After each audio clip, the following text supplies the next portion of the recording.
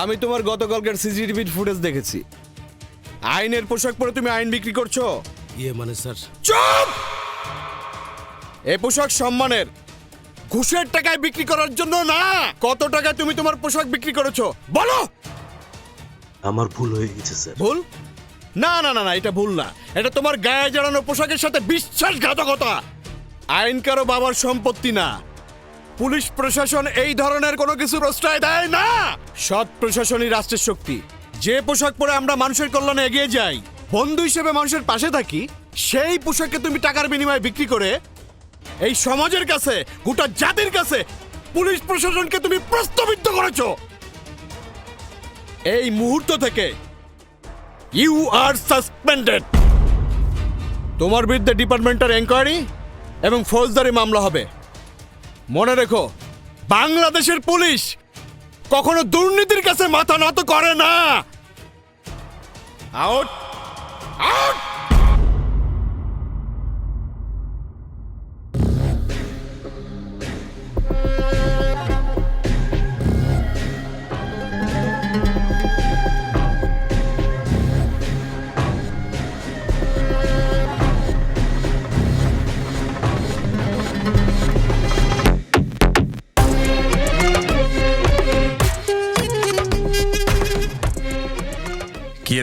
বাচ্চা, তোর উপর ভরসা কইরা আমার কোটি কোটি টাকার মাল তোর হাতে তুলে দিলাম, আর তুই সে মাল জলে ফেলাই দিয়ে এলি। বস, সবকিছুই ঠিকঠাক আছিল, কিন্তু মির্জা ভাইয়ের লোকেরা আইসা সবাইরে উদ্ধার করে নিয়ে গেছে। মির্জা ভাই, মির্জা ভাই, মির্জা ভাই, এই আন্ডারওয়ার্ল্ডের মাইয়া সাপ্লাইয়ের মাফিয়া আমি মরঘু আসলাম। এই মির্জা ভাই কেনা বস, আমরা আমাদের জীবন দিয়ে চেষ্টা করছিলাম, কিন্তু আমরা পারি নাই।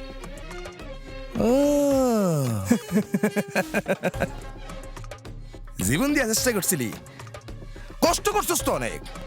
জীবন দিয়ে চেষ্টা করছস, জীবন তো অনেক বড় জিনিস। এই বাচ্চা, তোর ওরা এমনি মারতাছস কেন? ভাবছেন অনেক কষ্ট হয়েছে না? আয় ভাবছেন তোর বুকে নিয়ে আদর করে দিয়ে আয় আয়। ভাবছেন জীবন দিয়ে যদি চেষ্টা করেই থাকোস, তাহলে তোর জীবন নিয়ে আমার সামনে খারাইছস কেন? এই আমার কোটি টাকার মাল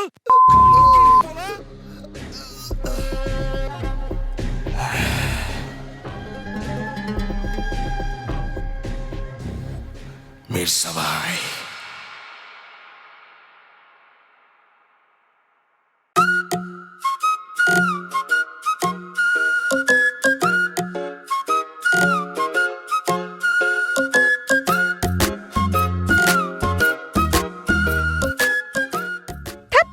মানে যখনই আমি একটা গুরুত্বপূর্ণ কাজে যাব, ঠিক তখনই আমার স্কুটিটা নষ্ট হতে হবে।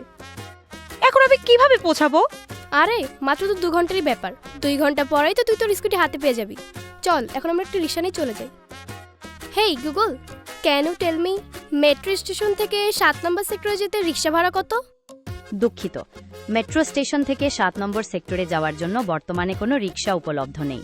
তবে চিন্তার কোনো কারণ নেই, আপনি চাইলে আমি আপনার জন্য একটি বিকল্প ব্যবস্থা করতে পারি। আপনার গন্তব্যে পৌঁছানোর জন্য বিমানের টিকিট বুক করা সম্ভব। প্রতি টিকিটের মূল্য 30,000 টাকা। আরে গুগলের কি মাথা নষ্ট হয়ে গেছে নাকি? গুগল সম্পূর্ণ স্বাভাবিক অবস্থায় রয়েছে। সমস্যাটি শনাক্ত করা হয়েছে আপনার দিক থেকে। সম্ভাব্য তুই হাসছিস? মাথা খারাপ। মেট্রো স্টেশন থেকে নাকি 7 নম্বর সেক্টরে যেতে কোনো রিক্সা নাই, আর বিমান ভাড়া নাকি 30,000 টাকা। এখানে বিমান আসলো কোত্থেকে?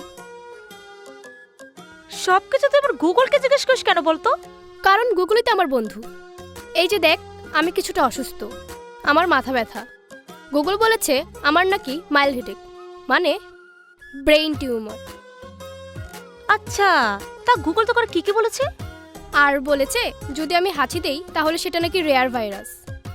তা তুই কবে থেকে অসুস্থ? এই তো গতকাল রাত 2টো থেকে। এই, তুই না আমাকে বলেছিলি তুই রাত জাগবি না? তাহলে এত রাতে তুই কি করছিলি? আহা, সেটা তো আমি বলেছিলামই তোকে, কিন্তু আমি ইউটিউবে সার্চ করে দেখছিলাম যে রাত জাগলে কি হয়। তারপর দেখি সব লক্ষণই আমার সাথে মিলে গেছে। আচ্ছা ওয়েট, তুই কি গুগলকে জিজ্ঞেস করেছিলি যে আমার মাথা ধরেছে, আমি কি মারা যাব? হ্যাঁ, সেটা তুই কিভাবে জানলি? তোর মতো গাদি যে এইটা ছাড়া আর কিছু জিজ্ঞেস করবে না সেটা আমার খুব ভালো করেই জানা আছে। হুট করে গুগলকে দেখা যাবে তুই এমন একটা কিছু জিজ্ঞেস করে বসবি আর গুগল তোকে উত্তর দিবে আপনি মারা গেছেন।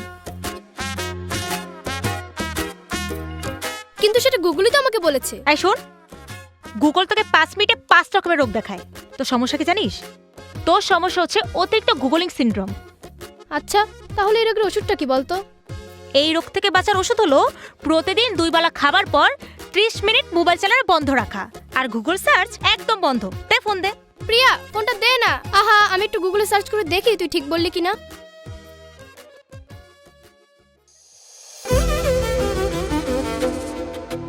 এই পৃথিবীতে টাকার চেয়ে মূল্যবান যদি কিছু থাকে তা হচ্ছে পরিবারের ভালোবাসা, যে ভালোবাসা আমি হারিয়ে ফেলেছি। পরিবার মানে শুধুই রক্তের সম্পর্ক নয়, পরিবার মানে হৃদয়ের বন্ধন। এই মাটির নিচেই তো ঘুমিয়ে আছে আমার পৃথিবী।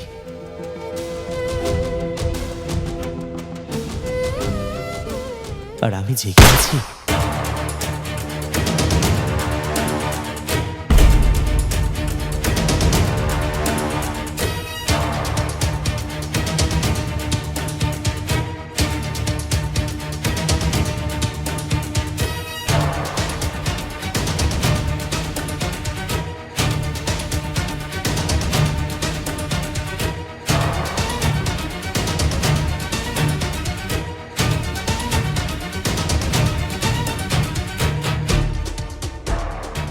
আস্তে আস্তে আস্তে, উঠতে হবে না। আপনি, আমি এখানে কেন?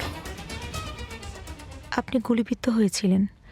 দুর্বৃত্তরা কেন যে আপনাকে গুলি করেছিল সেটা আমি জানি না, কিন্তু আমি যেহেতু ইন্টার্নি করছি একজন ভবিষ্যৎ ডক্টর হিসেবে মানুষের জীবন রক্ষা করা কিন্তু আমার গুরু দায়িত্ব। আর আপনি ভয় পাবেন না, বুলেটটা বের করা হয়েছে। আপনি এখন আউট অফ ডেঞ্জারে আছেন। আরে আরে, উঠছেন কেন? ভয়ের কোনো কারণ নেই। ডক্টর বলেছে বুলেটটা বের করা হয়েছে। আপনি অনেক লাকি, বুলেটটা হার্টে লাগেনি।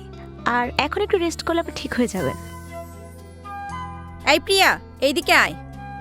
আপু আসছি, আপনি রেস্ট করেন, আমি একটু আসছি।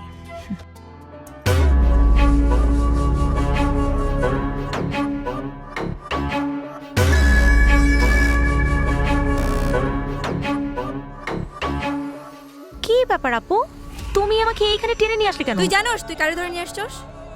মানে? ও বড় একটা মাফিয়া। আমি নিজের চোখে দেখছি ওকে মানুষ খুন করতে। আর তুই এই জানোয়ারের জীবন বাঁচাইছস? আরে ওদের মতো জানোয়ারদের রাস্তায় পড়ে মরে যাওয়া ভালো। আপু, তুমি সব কি বলছো? একজন মানুষ আমার চোখের সামনে মারা যাবে আর আমি দাঁড়িয়ে দাঁড়িয়ে দেখবো? এটা কি মানুষের কাজ হতে পারে? আমি বোধহয় আপনাদের অনেক বড় সমস্যার কারণ হয়ে দাঁড়ালাম। আমার জীবন রক্ষা করবার জন্য ধন্যবাদ।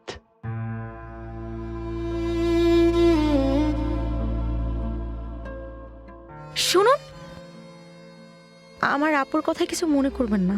আমার আপুটা না আসলে কিরকমই। It's fine, thank you. আস্তে আস্তে। আহা, আপনি কেন বুঝতে পারছেন না? আপনি এখনো পুরোপুরি সুস্থ না। আমি জানি আমার আপুর কথায় রাগ করে আপনি চলে যাচ্ছেন, কিন্তু এই রাগটা আপনার শরীরের জন্য এখন ভীষণ ক্ষতিকর। আমার বোন তো আপনার বোনেরই মতো। আপনার মা, আপনার বোন বা আপনার পরিবারের কেউ যদি আপনাকে এভাবে বকতো, আপনি কি বাড়ি ছেড়ে চলে যেতে পারতেন বলেন? আমি আপনাকে কথা দিচ্ছি, আপনি সুস্থ হওয়ার পর আর 1 সেকেন্ড ওই বাড়িতে থাকতে হবে না। আপনি চলুন, এবার ঘরে চলুন।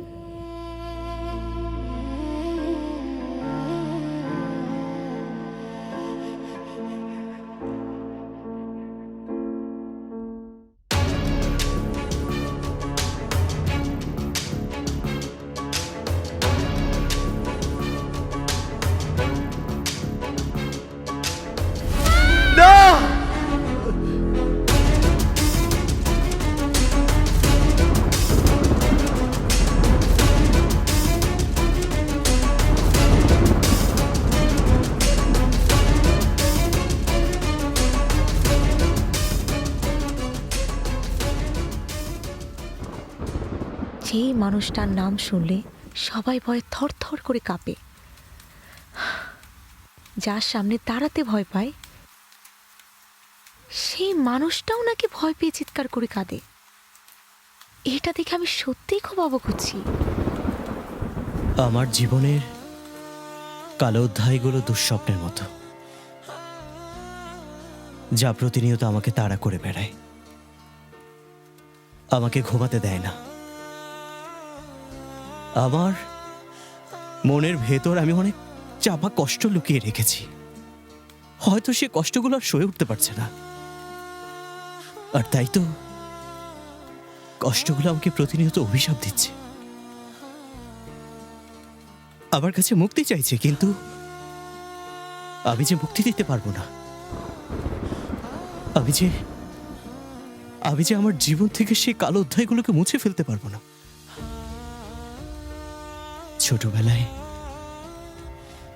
ছোটবেলায় বাবা যখন হায়নাদের কাছে আমার মাকে তুলে দিল,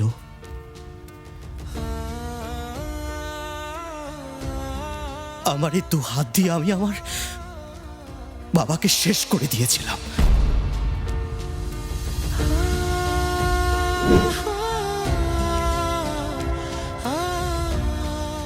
আচ্ছা মা, আব্বা মনে হয় আমাকে ভালোবাসে না, না? না বাবা, তোরে কে কইছে এই কথা? তোর আব্বাই তোরে আমারে অনেক ভালোবাসে। দূর, তুমি মিছা কথা কও। আমি দেখছি আব্বা তোমার লগে প্রতিদিন খারাপ ব্যবহার করে, মারে। চিচি বাবা, তুমি ওই সব নিয়ে ভাইব না। তুমি ঠিক মতো পড়ালেখা করবা, অনেক বড় হইবা, তোমার মায়ের মুখ উজ্জ্বল করবা, পারবা না বাবা? হ আম্মা, পারমু। আমার শোন না বাবা।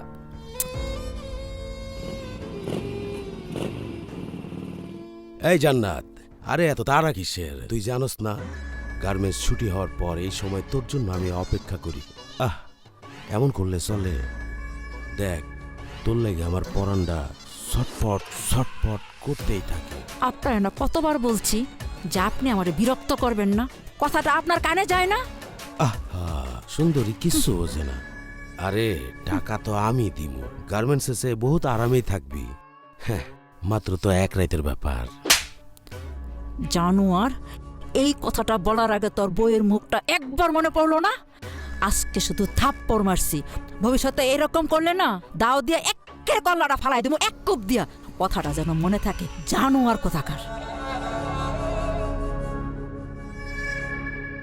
আমার গায়ে হাত, আমারে অপমান কইরা এই শহরে কেউ চইলা যেতে পারে না। এই অপমানের প্রতিশোধ আমি শুধু আসলে লমুই লমু। রাতের নেশা নাই, দরজা খোল।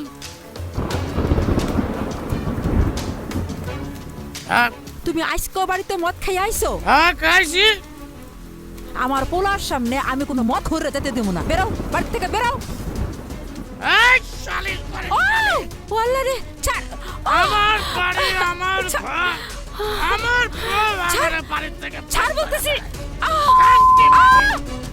তোরে বাড়িতে ভাগ করে দে। এই বাড়ি শালির, হ্যাঁ? বারো বাতারি।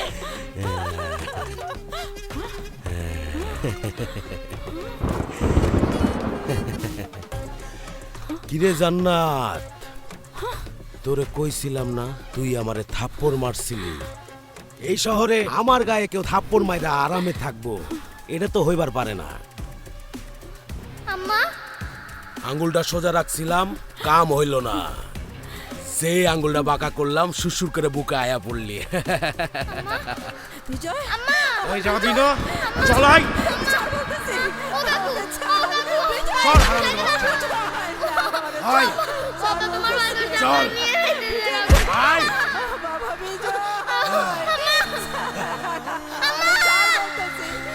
বাড়িতে বাড়ি যা।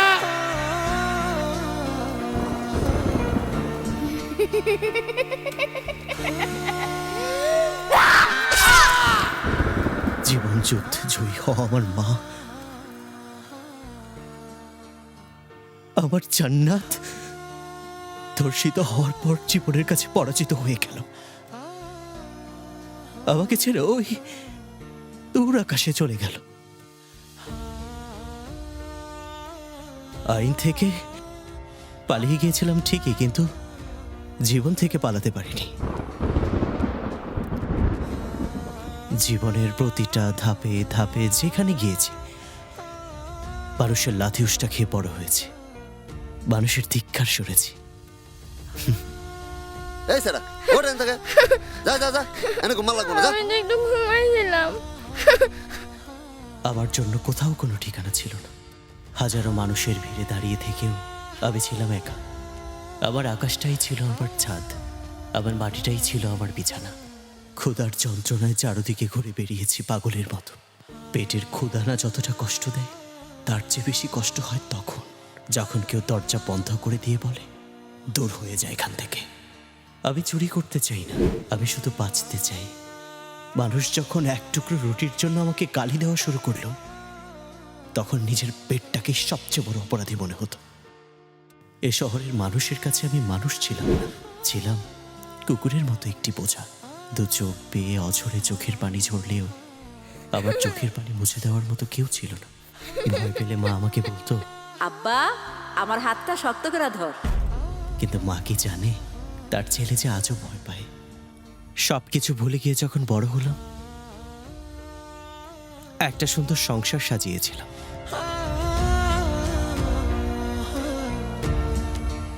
যেখানে ছিল আমার স্ত্রী আর আমার বেঁচে থাকার একমাত্র অবলম্বন আমার জান্নাত।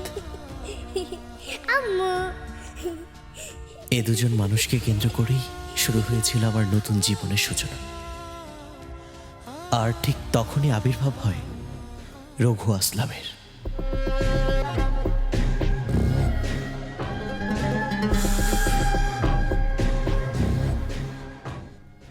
আপনি কে? আমার পথ আটকাইছেন কেন? আমারে যাইতে দেন।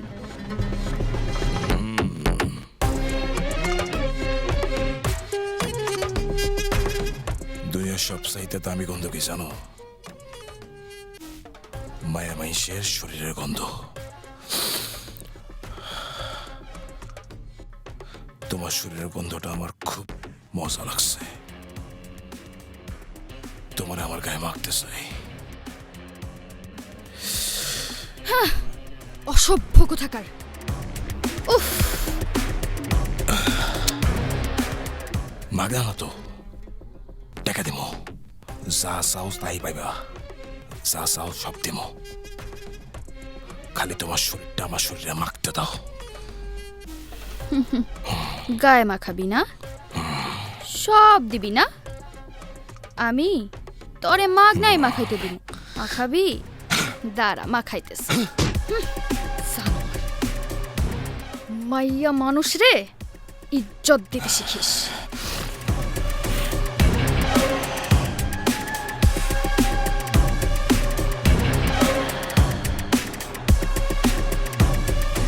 আম্মু আমি তাহলে কাজে যাই। হ্যাঁ না, আমি তোমার যাইতে দেব না। এই কই গেল? একটু তাড়াতাড়ি আসো না। একটু দাঁড়াও, আইতাছি। আমার সাথে যাইবা? এই যে লও। দেখো না তোমার মায়া আমার যাইতেই দিতেছে না। আব্বা কামে যাইবো না? এমন করলে হইব? আসো। আমি যাই আম্মু। হ্যাঁ মায়ারে দেখা রেখো।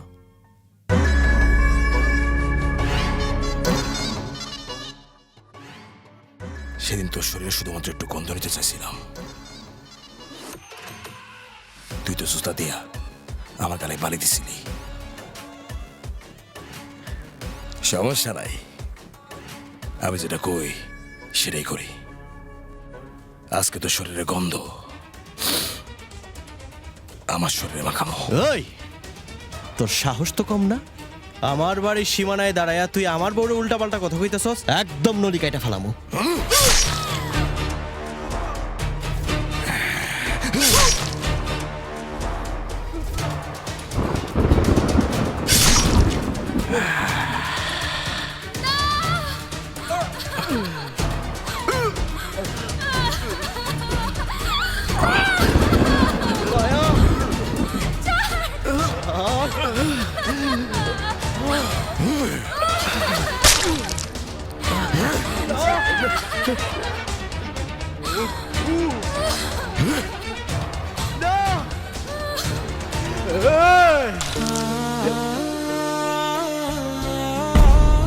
অসহায়ের মতো আমার স্ত্রী রঘু আসলামের কাছে তার ইজ্জত ভিক্ষা চেয়েছিল।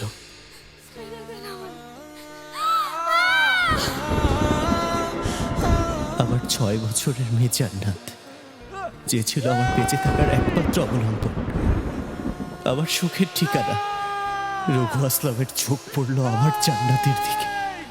ও আমার জান্নাতকেও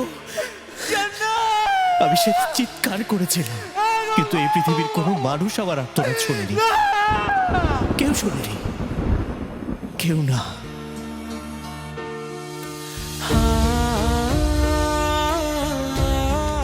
একের পর এক আবার জীবন থেকে আমার প্রিয় মানুষগুলো হারিয়ে গেল। আমিও হয়তো সেদিন হারিয়ে যেতাম, কিন্তু সৃষ্টিকর্তা আমার জীবনটাকে নতুনভাবে লিখে রেখেছিল। আমার চোখের সামনে ভাসছিল আমার প্রিয় মানুষগুলোর আর্তনাদ। আমাকে ডেকে ডেকে বলছিল, উঠে দাঁড়াও বিজয়, উঠে দাঁড়াও। সৃষ্টিকর্তার অশেষ কৃপায় আমি বেঁচে ফিরলাম, কিন্তু বিজয় হয়ে না, মির্জা ভাই হয়ে।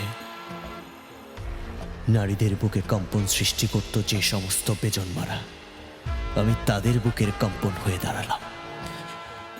একের পর এক সরিয়ে দিতে লাগলাম প্রতিটা বেজন্মার র্যাপিস্টকে, আর তৈরি করলাম মির্জার এক নতুন সাম্রাজ্য, যে সাম্রাজ্যে ধর্ষণের শাস্তি একটাই, মৃত্যুদণ্ড।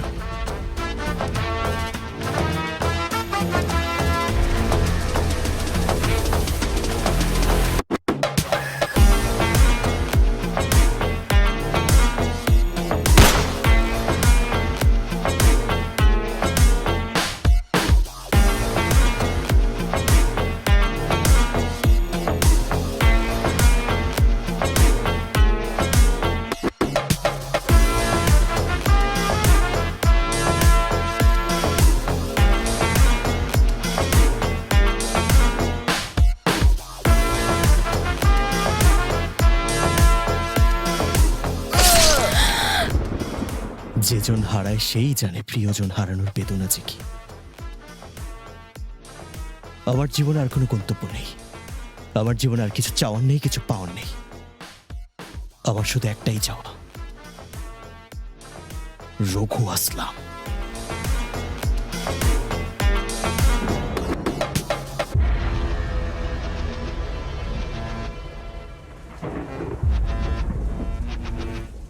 মানুষটা নিজের বুকের ভেতর কতটা যন্ত্রণা লুকিয়ে রেখেছে, এত চাপা কষ্ট বুকে নিয়ে কিভাবে দু চোখের পাতা এক করে আমার সত্যিই জানা নেই। এই বিজয় যতবার মৃত্যুর মুখে ঢলে পড়েছে, সৃষ্টিকর্তা কোনো না কোনো উসিলায় আমাকে এই পৃথিবীতে বাঁচিয়ে রেখেছে। আর সেই উসিলা হওয়ার জন্য আপনার প্রতি আমি সারা জীবন কৃতজ্ঞ থাকব।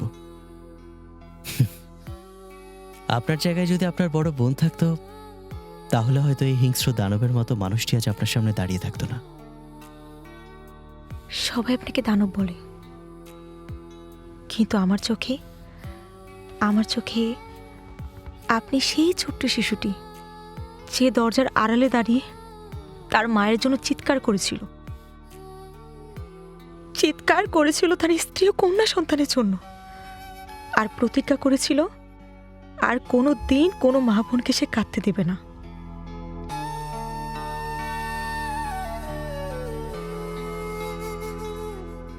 কিন্তু একটা প্রশ্ন, আপনার মা যদি আজ বেঁচে থাকতেন, তিনি কি চাইতেন আপনি এমন রক্তের সাগরে ডুবে থাকেন? আপনার সামনে যে মানুষটা দাঁড়িয়ে আছে, সেই মানুষটা তার বুকে এক পাহাড় সমান কষ্ট নিয়ে বেঁচে আছে, যে তার জান্নাতকে উৎপেতে থাকা হায়নাদের হাত থেকে বাঁচাতে পারেনি। একজন আহত মানুষ যে ন্যায় বিচারের জন্য পথে পথে ঘুরে শূন্য হাতে ঘরে ফিরে আসে, সেই মানুষটা না ভুল পথ বেছে নেয়। আমি শুধু এমন একটা পৃথিবী বানাতে চেয়েছি যেখানে আমার জান্নাতের মতো আর কোনো মা বোনকে জীবন দিতে না হয়। আর সেজন্য প্রতিশোধ না, আপনি পরিবর্তন হতে পারেন। আপনাকে দেখে না আমার খুব ভয় হচ্ছে, কারণ আপনি এভাবে নিজেকে শেষ করে ফেলবেন। আমি আপনাকে বাঁচাতে চাই, এই শহরকে না, এই সমাজকে না, শুধু আপনাকে বাঁচাতে চাই। যে মানুষটা অনেক আগেই শেষ হয়ে গেছে তাকে আর নতুন করে কি বাঁচাবেন? আর আমাকে বলছেন পরিবর্তন হতে।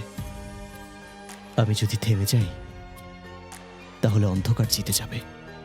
কিন্তু আপনি যদি বদলে যান তাহলে আলো জিতবে। আমরা একসাথে যুদ্ধ করব, কিন্তু আইনের পথে, মানুষকে বাঁচানোর পথে। আপনি একা না, আমি আছি আপনার সাথে। আপনার এই রক্ত মাখা হাতটা আমি ধরতে চাই, কিন্তু এই হাত আর কোনো দিন যেন কারো জীবন না নেয়।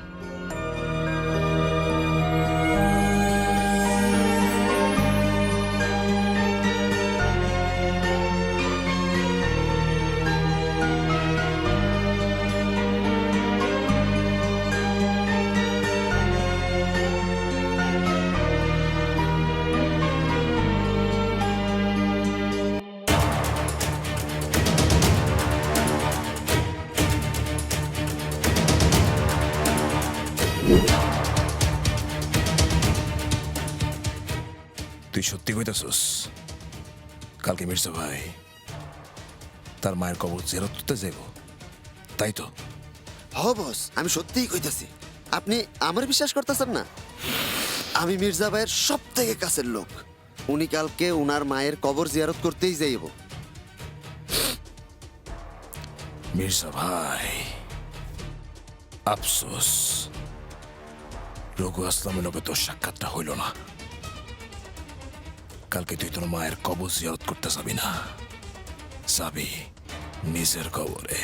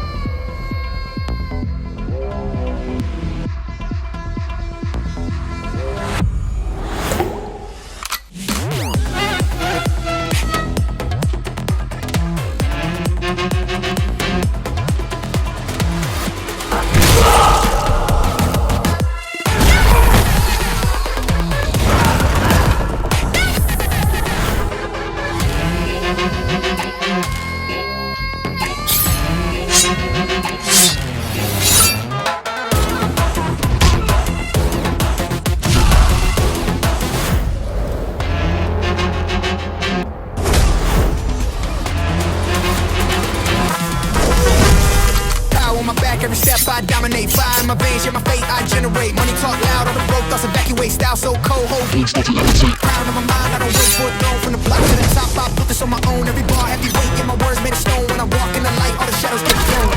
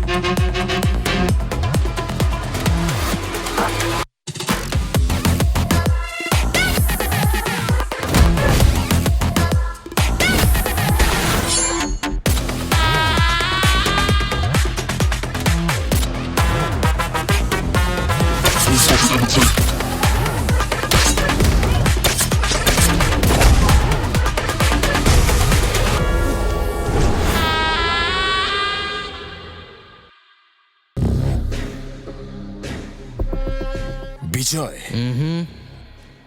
মির্জা ভাই,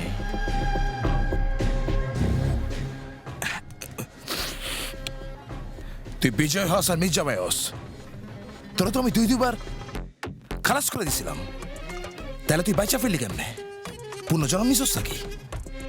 তোর নসিবে আমার হাতে তোর মৃত্যু লেখা ছিল, আর তাই তো আমাকে বাড়াবাড়ি খাওয়ার ভাত আমার দাদা এই জায়গায় কোথাও খাইছিল। খাবো না মুরব্বি, ছোটবেলা তো লুচা সব অবস্থা মাসে বাইতে যাবো আর খাবো একটু এদিকে বাবা রে, আমার গুলো বাবা, ও বাবা, ও বাবা, আমার দেখছে ডাক্তার সাহেব বয় নেই গেলে ভাই। ওরে বাবা রে, হাই রে, পরে বুঝবি রে। এই করেন, এই করেন, ঘুরেন বুঝে আর কটা যদি দেন আপনি দেনে করে খাইয়ে পেটটা বুঝাই করে নাই আমি ফালতু লোক কোনে কান এই এদিকে আন। সমস্যা হয়েছে দুনিয়ার মনে করেন চান্দের থেকে পা দইলো বাইরে হইতেছে। রান রান রান রান বাবা, একটু হালকা হালকা একটু মালিশ করেন, একটু মালিশ করেন। চান্দিতে মাঝে কোনো সিরিজটা ভাই এই মিয়া এই সারা কোন দিকে ডাক্তার আপনার বিরেনের গুড়ে থেকে পা ধুইলে আবিষ্কার হইতাছে। মাছি যেমন মনে করেন যে মল পক্ত করলে মাছের গুয়ার থেকে মাছি হয়, আপনি মাথায় থেকে পা পিস বই দাই করতেছে। আগে গুড়া ভাত মাইরা নাইলে ইনজেকশন দেয়, বুঝেন আপনি?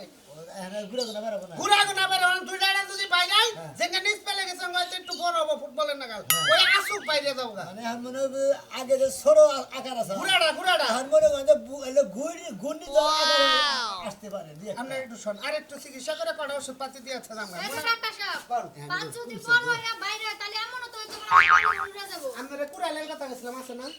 কুড়াল হ্যাঁ ডাক্তার সাহেব কুড়ালের ব্যবস্থা তো করা হয় না। আপনারা উক্কা করে আসবেন, উক্কা করে আসবেন। আচ্ছা শুনেন আপা, আপনার দাদা হয় এই যে আমি যে কচি রাখছি এটা হলো নিম কাঠের কচি, এই মাথাটা ছুলাবেন পাশার মাপে। কোনটা করছি এই যে কচিটা এই যে মুরব্বি এই যে নরমাল না, এত ছোট করছি আপনার না না এটা পরে যে সুলিন করুন নাকবো, সুলুপ করতে হবে। সুলভ করতে হবে। সুলুপ কইরা আপনার যে বাইরে রাস্তার যে মাপটা ওই মাপটা নেই ফেল দিয়ে আমার যে এই পাশে কটা বাড়ি দিয়ে গাড়ি চাটকে দিই মার। ডাক্তার আপাতত বন্ধ রে, আমি বলছি তুমি অসুস্থ হয়ে গেছো দাদার বাদে। ডাক্তার সাহেব আমার দাদা হসপিটাল কি কি সমস্যা কি? এর মেলা সমস্যা গুণপাতের বেরাম তো দেখেন ভালো করে দেখে যান। আমি একটা কথা কই, এই যে আপনার এলো এই যে খাপটা নিয়ে যান আর এই যে ডাইলসি আমার কাছে নাই ওষুধ। না না আমি ওষুধ তুমি কই আমি কি আপনি ভাই নি কাম করবেন নাকি? ডাক্তার সাহেব উলুট করতেছে ওই যে ভিতরে গ্যাস হইছে। দাদা এটা কথা কই, এই যে বউটা শুনলাম অসুস্থ।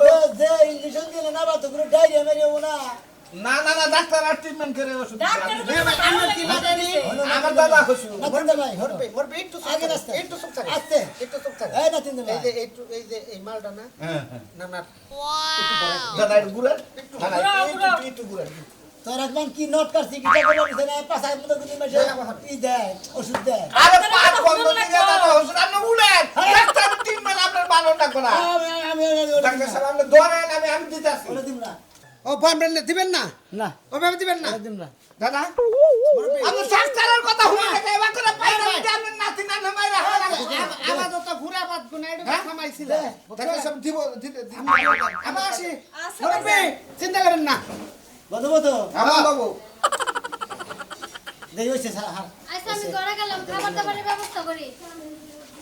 দুলাভাই ওষুধ নিয়ে এই কেমন করে দাদা কেমন করে এই দাদা দাদা ওই আমাকে না দাদা দাদা এই দিকে দাদা আমি কোন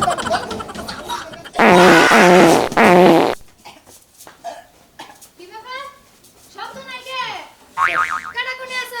ডাক্তার কি জানো ওষুধ দিয়ে গেছে একবারে ব্যাগ পাতো ময় একবারে অনেক খাওয়া করে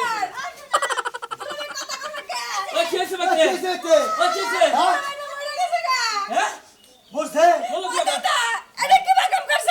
আইসে বাদ দিছি বা তানাজার কি আরিবা ধান দাদা দাদা করি না তোর স্বামী মরে গেছে গা, তোর ভালো দিকে একটা নরসের দিকে বিয়ে দিবনি আমার পা তার কাহাম না আমার পা দেহ তো ডাক্তারে বন্ধ করে দিয়ে গেছে এই পা দাবার যখন চালু হয়েছে সেই মনে করে আরো যে এই হুমুন্দির বউ বাথরুম থেকে দাও না এই নাতিন জামানে মায়া নিলা এরা কেন মারা গেছে